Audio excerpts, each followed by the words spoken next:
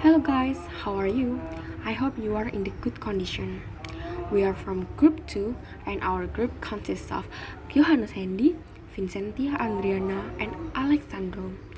Today we are going to present our presentation about assessing listening. Observing the performance of four skills. All language users perform the acts of listening, speaking, reading, and writing. They of course rely on the underlying competence in order to accomplish this performance. When you propose to assess someone's ability in one or a combination of the four skills, you assess that person's competence, but you observe the person's performance. Sometimes the performance does not indicate true competence. A bad night's rest, illness, emotional distraction, a memory block, or other student-related reliability factors could affect performance. Principle for assessing a learner's competence. So, there are two principles for assessing a learner's competence. The first one is consider the fallibility of the results of a single performance, such as that produced in a test, as with any attempt, a measurement. The second, teachers must rely as much as possible on observable performance in our assessments of students. The first principle, consider the fallibility of the results of a single performance, such as that produced in a test, as with any attempt, a measurement. So, what teachers should do before drawing conclusion of students' performance? First, several tests that are combined to form an assessment. Second, a single test with multiple tasks to account for learning styles and performance variables. Third, in-class and extra-class graded work. And the last, alternative forms of performance. Next, second principle. The second principle is one that we teachers often forget. We must rely as much as possible on observable performance in our assessment of students.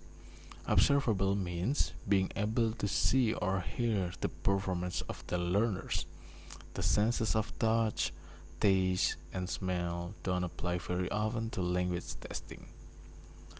Table 6.1 offers an answer of what can the teacher directly observe. Next, we move to the importance of listening. Listening has often played second fiddle to its counterpart, speaking. Listening is often implied as a component of speaking. The overtly observable nature of speaking renders it more empirically measurable than listening. Every teacher of language knows that one's oral production ability is only good as one's listening comprehension ability.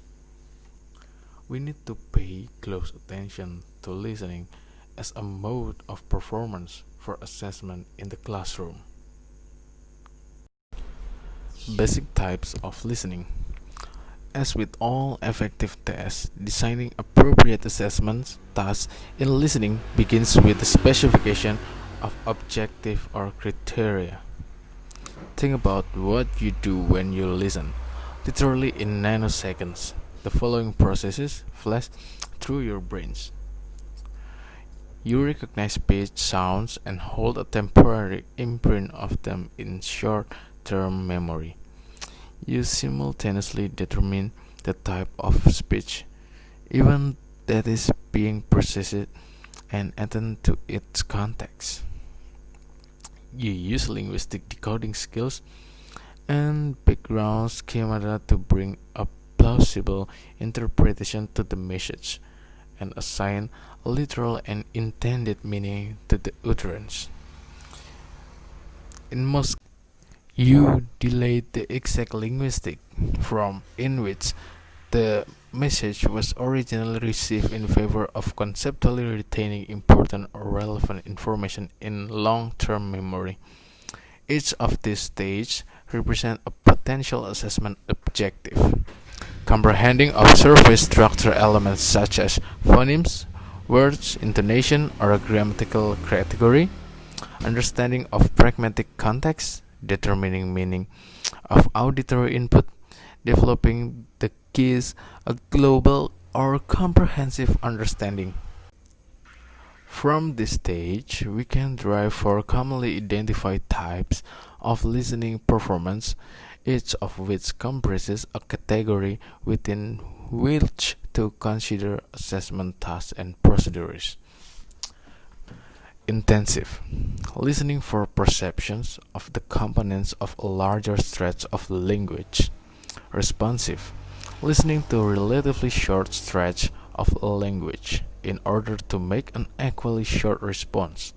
Selective processing stretches of discourse such as short monologues for several minutes in order to scan for certain informations. Extensive listening to develop top-down global understanding of spoken language. Micro and macro skills of listening. Micro. First, recognize reduced forms of word. Second, process speech at different rates of delivery. Third, recognize cohesive devices in spoken discourse. Fourth, discriminate among the distinctive sounds of English. Fifth, retain chunks of language of different lengths in short-term memory. Macro. First, inverse situations, participants, goals using real-world knowledge. Second, distinguish between literal and implied meaning. Third, recognize the communicative function of utterance according to situations, participants, and goals. Fourth, use facial, kinesthetic, body language, and other nonverbal clues to decipher meanings. And last, develop and use a battery of listening strategies such as detecting keywords, guessing the meaning of words from context, appealing for help, and signaling comprehension or lack thereof.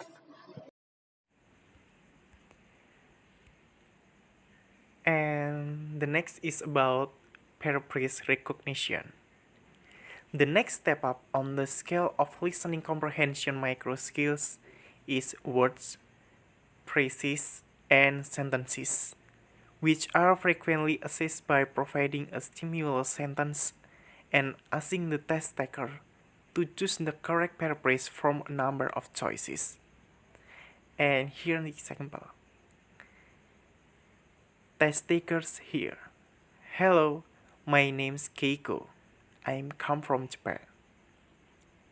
And then the test takers will read A. Keiko is comfortable in Japan. B. Keiko wants to come to Japan. C. Keiko is Japanese. And G. Keiko likes Japan.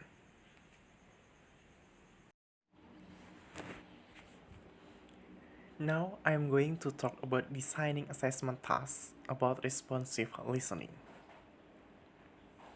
A question and answer format can provide some interactivity in this elaborate listening task. The test taker's response is the appropriate answer to a question.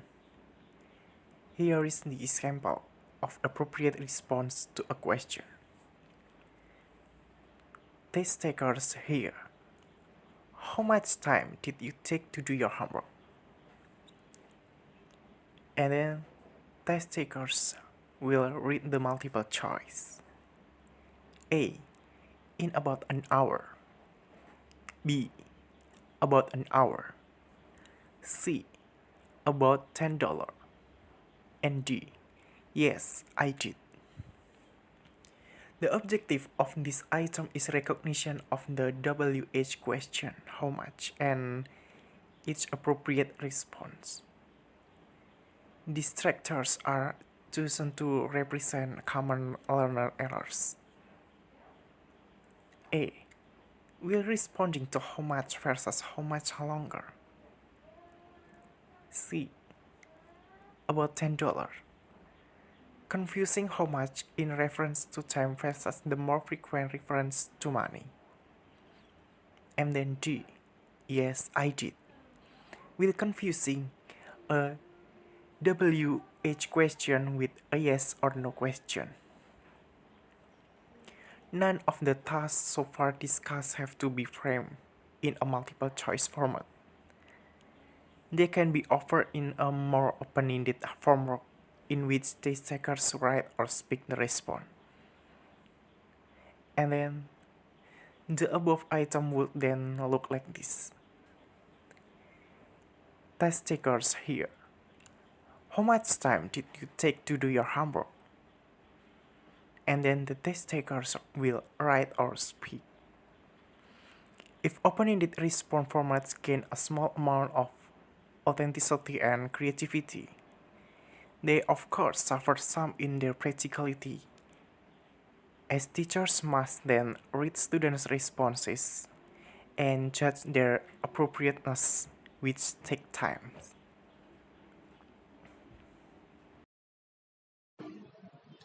Sentence repetition. Sentence repetition is used as an assessment of listening comprehension. Incorrect listening comprehension, whether at the phonemic or discourse level, may be manifested in the correctness of the repetition. A miscue in repetition is scored as a miscue in listening.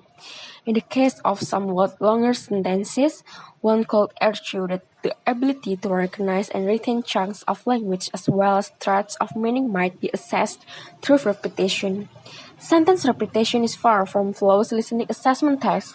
The teacher may never be able to distinguish a listening comprehension error from an oral production error. Therefore, sentence repetition tests should be used with caution. And the last is about dictation. Dictation is a widely researched genre of assessing listening comprehension.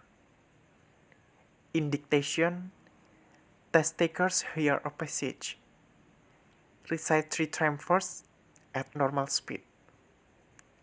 Then, with long pauses between phrases or natural word groups, during which time test takers write down what they have just heard. And finally, at normal speed one more. So they can check their work and proofread. The difficulty of dictation tasks can be easily manipulated by the length of the word groups, the length of the pauses, the speed at which the text is read, and the complexity of the discourse, grammar, and vocabulary used in the passage.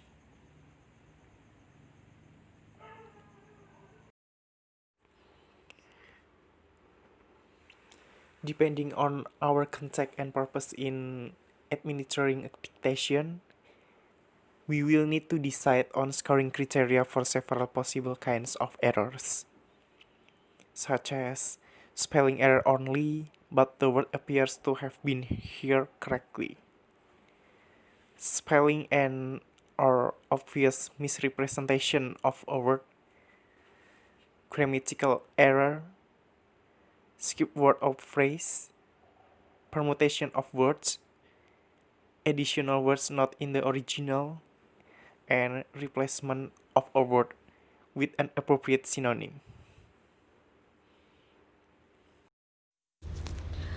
Okay, that's all from us. Thank you for your attention and see you when I see you.